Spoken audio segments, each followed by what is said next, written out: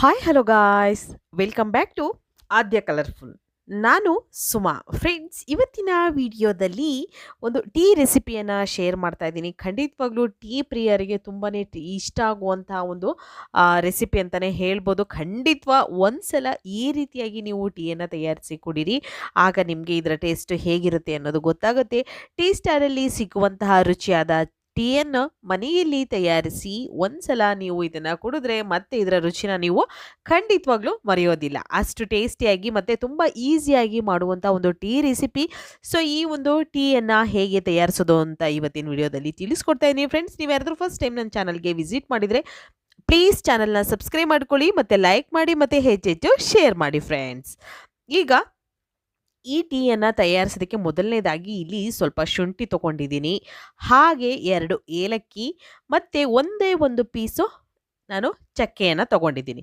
ನೋಡ್ಬೋದು ನೀವು, ಇಷ್ಟೇ ನಾನು ತೊಗೊಂಡಿರೋದು. ಸುಮಾರು ಈ 4 ಜನಕ್ಕೆ ಆಗುವಷ್ಟು ನಾನು ಟೀಯನ್ನು ಕಾಯಿಸ್ತಾ ಇದ್ದೀನಿ. ಸೊ 4 ಲೋಟ ಅಥವಾ 4 ಕಪ್ಪು ಟೀಯನ್ನು ನಾವು ಕಾಯಿಸ್ತಾ ಇರೋವಂಥದ್ದು.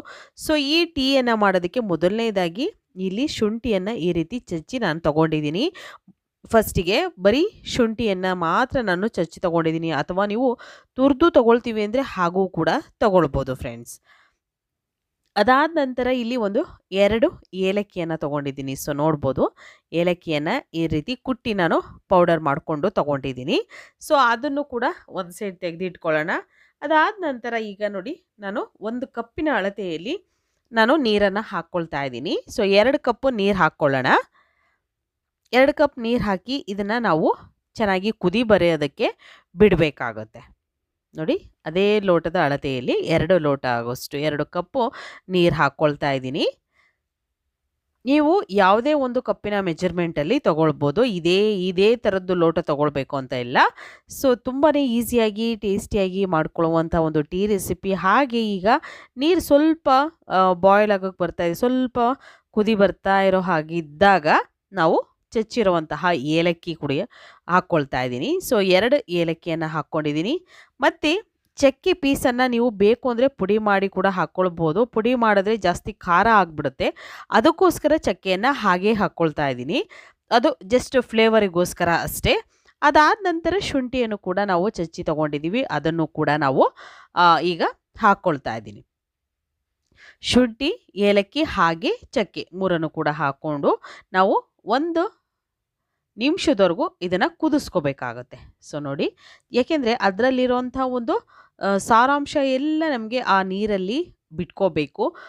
ನಮಗೆ ಟೀ ಫ್ಲೇವರ್ ಚೆನ್ನಾಗಿ ಬರಬೇಕು, ಅದರ ಸುಗಂಧ ಚೆನ್ನಾಗಿ ಬರಬೇಕು ಅಂದರೆ ಖಂಡಿತವಾಗ್ಲೂ ನಾವು ಟೀ ಪೌಡರ್ ಹಾಕೋಕ್ಕಿಂತ ಮುಂಚೆನೇ ಇವನ್ನು ಹಾಕಿ ಚೆನ್ನಾಗಿ ಕುದಿಸ್ಕೋಬೇಕು. 1 ನಿಮಿಷ ಕುದಿಸ್ಕೊಂಡ್ರೆ ಸಾಕು.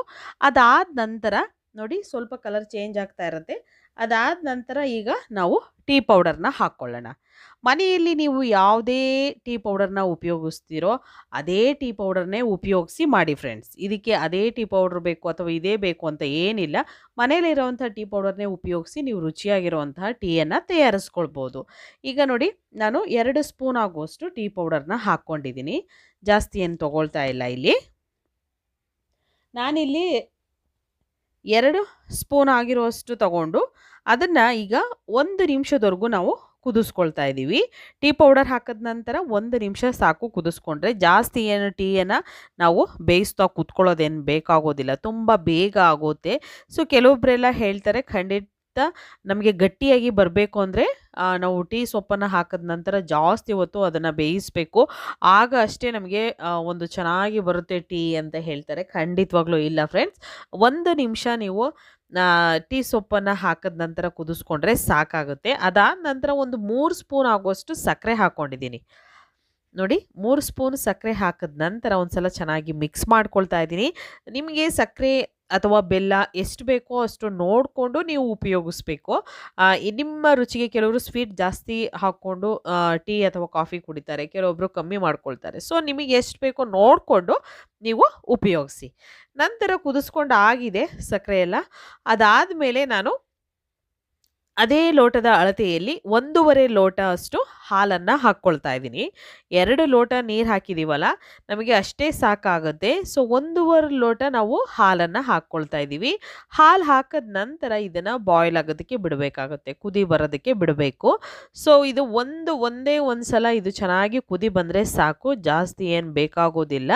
ಅಕಸ್ಮಾತ್ ನಮಗೆ ಸ್ವಲ್ಪ ಜಾಸ್ತಿ ಹೊತ್ತು ಬೇಯಿಸಬೇಕು ಅನ್ನೋದಿದ್ದರೆ ಖಂಡಿತ ಒಂದು 2 ನಿಮಿಷ ಕುದಿಸ್ಕೊಳ್ಳಿ ಸಾಕು, ಜಾಸ್ತಿ ಏನು ಬೇಕಾಗೋದಿಲ್ಲ. ತುಂಬ ಬೇಗ ಆಗುವಂಥ ಒಂದು ಟೀ ರೆಸಿಪಿ. ಟೀ ಸ್ಟೈಲಲ್ಲೂ ಕೂಡ ಹೀಗೆ ಮಾಡ್ತಾರೆ, ಅದು ರುಚಿಯಾಗಿರುತ್ತೆ. ಆದರೆ ಮನೆಯಲ್ಲಿ ಮಾಡಿದಾಗ ಯಾಕೆ ಚೆನ್ನಾಗಿರಲ್ಲ ಅಂತ ಎಷ್ಟೋ ಜನ ನನಗೆ ಕಾಮೆಂಟ್ಸ್ ಸೆಕ್ಷನಲ್ಲಿ ಕಳಿಸ್ತಿದ್ರಿ. ಅದಕ್ಕೋಸ್ಕರನೇ ನೀವು ಕೇಳಿರುವಂತಹ ಒಂದು ವಿಡಿಯೋನ ನಾನು ಇವತ್ತು ನಿಮ್ಮ ಜೊತೆ ಶೇರ್ ಮಾಡ್ಕೊಳ್ತಾ ಇದ್ದೀನಿ. ಒಂದು ಮಸಾಲ ಟೀ ರೆಡಿ ಆಗ್ತಾ ಇದೆ ಫ್ರೆಂಡ್ಸ್. ಖಂಡಿತವಾಗ್ಲೂ ನೀವು ಕೂಡ ಮನೆಯಲ್ಲಿ ತಯಾರಿಸಿ. ನಾನು ಸುಮಾರು ಟೀ ರೆಸಿಪಿಗಳನ್ನು ಶೇರ್ ಮಾಡಿದ್ದೀನಿ. ನೀವು ಯಾರಾದರೂ ನೋಡಿಲ್ಲ ಅಂದರೆ ದಯವಿಟ್ಟು ಚಾನಲಲ್ಲಿ ಚೆಕ್ ಮಾಡಿ. ನಿಮ್ಗೆ ಇಷ್ಟ ಆದರೆ ಚಾನಲ್ನ ಸಬ್ಸ್ಕ್ರೈಬ್ ಮಾಡಿಕೊಂಡು ಮತ್ತು ವಿಡಿಯೋನ ಶೇರ್ ಮಾಡಿ. ಈಗ ನೋಡಿ ಚೆನ್ನಾಗಿ ಬಾಯ್ಲ್ ಆಗ್ತಾ ಇದೆ, ನೋಡ್ಬೋದು ನೀವು. ಈ ರೀತಿಯಾಗಿ ನಾನು ಒಂದು 2 ಕುದಿಸ್ಕೊಳ್ತಾ ಇದ್ದೀನಿ ಅಷ್ಟೇ, ಜಾಸ್ತಿ ಏನು ಬೇಡ. ನೋಡ್ಬೋದು ನೀವು ಎಷ್ಟು ಚೆನ್ನಾಗಿ ಕಲರ್ ಕೂಡ ಎಷ್ಟು ಚೆನ್ನಾಗಿ ಬಂದಿದೆ. ನಾವು ಟೀ ಪೌಡರ್ನ ಎಷ್ಟು ಹೊತ್ತು ಬೇಯಿಸ್ಕೊಳ್ತೀವಿ ಅಂತ ಬರಲ್ಲ ಇಲ್ಲಿ. ಟೀ ಪೌಡರ್ನ 1 ನಿಮಿಷ ಬೇಯಿಸ್ಕೊಂಡ್ರೆ ಸಾಕು, ಪರ್ಫೆಕ್ಟಾಗಿ ಇರುವಂಥ ಕಲರ್. ನೀವು 10 ನಿಮಿಷ ಬೇಯಿಸಿರೂ ಕೂಡ ಇದೇ ಥರ ಟೀ ಬರೋದು, ಜಾಸ್ತಿ ಏನು ಕಲರ್ ಏನು ಚೇಂಜ್ ಆಗೋದಿಲ್ಲ. ಸೊ ಈಗ ಆಗಿದೆ ನೋಡಿ, ಆಗಿರೋ ಅಂಥದ್ದನ್ನು ಈಗ ಎಷ್ಟು ಥಿಕ್ಕಾಗಿದೆ ನೀವೇ ನೋಡ್ಬೋದು. ಅದಾದ ನಂತರ ಇವಾಗ ಒಂದು ಲೋಟಕ್ಕೆ ನಾನು ಅದನ್ನು ಸೋಸ್ಕೊಳ್ತಾ ಇದ್ದೀನಿ. ಸೋಸಿದ ನಂತರ ಮತ್ತೆ ನಾವು ಲೋಟಕ್ಕೆ ಹಾಕ್ಕೊಳ್ಳೋಣ. ಬೇಕು ಅಂತಂದರೆ ನೀವು ಡೈರೆಕ್ಟಾಗಿ ಲೋಟಗಳಿಗೆ ಸೋಸಿ ನಂತರ ನೀವು ಸರ್ವ್ ಮಾಡ್ಬೋದು. ಆದರೆ ಬೇರೆಯವ್ರಿಗೆ ಕೊಡೋಕ್ಕಿಂತ ಮುಂಚೆ ಸ್ವಲ್ಪ ಸ್ವೀಟ್ ಜಾಸ್ತಿ ಇದೆಯಾ ಕಮ್ಮಿ ಇದೆಯಾ ಅಂತ ನೋಡಿಕೊಂಡು ಹಾಕ್ಕೊಳ್ಳಿ. ಸ್ವೀಟ್ ಜಾಸ್ತಿ ಇದ್ದರೆ ಸ್ವಲ್ಪ ಹಾಲು ಸೇರಿಸ್ಕೊಳ್ಳಿ, ಅಥವಾ ಸ್ವೀಟ್ ಕಮ್ಮಿ ಇದೆ ಅಂತಂದರೆ ಇನ್ನೂ ಸ್ವಲ್ಪ ಸಕ್ಕರೆಯನ್ನು ಸೇರಿಸ್ಕೊಳ್ಳಿ ಫ್ರೆಂಡ್ಸ್. ಸಕ್ಕರೆ ಅಥವಾ ಬೆಲ್ಲ ಯಾವುದನ್ನು ಬೇಕಿದ್ರೂ ಹಾಕ್ಕೊಳ್ಬೋದು. ತುಂಬಾ ಈಸಿಯಾಗಿರುವಂಥ ಟೇಸ್ಟಿಯಾಗಿರುವಂಥ ಟೀ ಸ್ಟೈಲಲ್ಲಿ ಸಿಗುವಂಥ ಟೇಸ್ಟಿ ಮಸಾಲ ಟೀ ರೆಸಿಪಿ ರೆಡಿಯಾಗಿದೆ. ನೀವು ಕೂಡ ಮನೆಯಲ್ಲಿ ತಯಾರಿಸಿ ಹೇಗೆ ಬಂತು ಅಂತ ತಪ್ಪದೆ ನನಗೆ ಕಾಮೆಂಟ್ ಸೆಕ್ಷನಲ್ಲಿ ತಿಳಿಸಿ. ಹಾಗೆ ನೀವು ಯಾರಾದರೂ ಸಬ್ಸ್ಕ್ರೈಬ್ ಮಾಡ್ಕೊಂಡಿಲ್ಲ ಅಂದರೆ ದಯವಿಟ್ಟು ಚಾನಲ್ನ ಸಬ್ಸ್ಕ್ರೈಬ್ ಮಾಡ್ಕೊಳ್ಳಿ. ಮತ್ತು ನನ್ನ ಎಲ್ಲ ಚಾನಲ್ಗಳ ಲಿಂಕು ಈ ವಿಡಿಯೋದ ಡಿಸ್ಕ್ರಿಪ್ಷನಲ್ಲಿ ಸಿಗುತ್ತೆ, ಅಲ್ಲಿ ನೀವು ಚೆಕ್ ಮಾಡಿ ಖಂಡಿತವಾಗ್ಲೂ ನನ್ನ ಎಲ್ಲ ಚಾನಲ್ಗಳನ್ನು ನೋಡಿ ಮತ್ತು ಸಬ್ಸ್ಕ್ರೈಬ್ ಮಾಡ್ಕೊಳ್ಳಿ ಫ್ರೆಂಡ್ಸ್. ಓಕೆ, ಸೊ ರುಚಿಯಾಗಿರುವಂಥ ಟೇಸ್ಟಿಯಾಗಿರುವಂಥ ಮಸಾಲ ಟೀ ರೆಸಿಪಿ ನೋಡಿ ರೆಡಿಯಾಗಿದೆ. ನೀವು ಕೂಡ ತಯಾರಿಸಿ. ನೋಡ್ಬೋದು ನಾನು 2 ಲೋಟಕ್ಕೆ ಹಾಕ್ಕೊಳ್ತಾ ಇದ್ದೀನಿ ಸರ್ವ್ ಮಾಡೋದಕ್ಕೆ. ಓಕೆ, ತುಂಬಾ ಟೇಸ್ಟಿಯಾಗಿ ಈ ಒಂದು ಟೀ ರೆಡಿಯಾಗಿದೆ. ತುಂಬಾ ಘಮ ಘಮ ಅಂತ ಇದೆ. ನನಗಂತೂ ಯಾವಾಗ ಟೀಯನ್ನು ಕುಡಿತೀನೋ ಅನ್ನಿಸ್ತಾ ಇದೆ, ಅಷ್ಟು ಚೆನ್ನಾಗಿ ಬಂದಿದೆ. ನೀವು ಕೂಡ ಮನೆಯಲ್ಲಿ ಇದೇ ನನ್ನ ವಿಡಿಯೋನ ನೋಡಿ ಖಂಡಿತವಾಗ್ಲೂ ತಯಾರಿಸ್ತೀರಾ ಅಂತ ನಾನು ಭಾವಿಸ್ತೀನಿ ಫ್ರೆಂಡ್ಸ್. ಇವತ್ತಿನ ವಿಡಿಯೋ ಸ್ವಲ್ಪನಾದರೂ ಇಷ್ಟ ಆಗಿದ್ರೆ ಚಾನಲ್ನ ಸಬ್ಸ್ಕ್ರೈಬ್ ಮಾಡ್ಕೊಳ್ಳೋದಂತೂ ಮರಿಲೇಬೇಡಿ.